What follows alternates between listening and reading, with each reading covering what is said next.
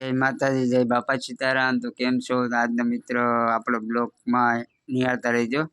શું કરે છો એટલે? આ વાયલર કોલો છો બેનની ઘેરથી લાવ્યાથી શાક બનાવવાનું છે તે।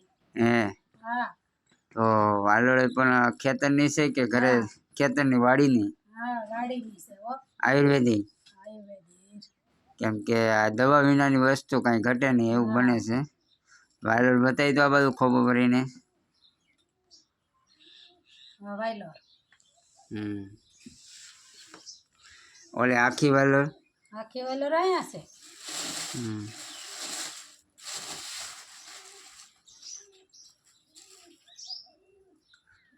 સરખી બતાવી દે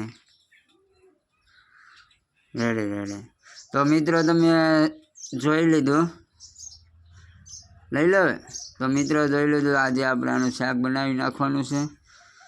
કેમ કે આ દેશી વાડીની છે, દવા વિનાની કાંઈ ઘટે નહીં। તો બધાને જય માતા, જય બાપા સીતારામ। જય માતાજી, જય બાપા સીતારામ બધાને।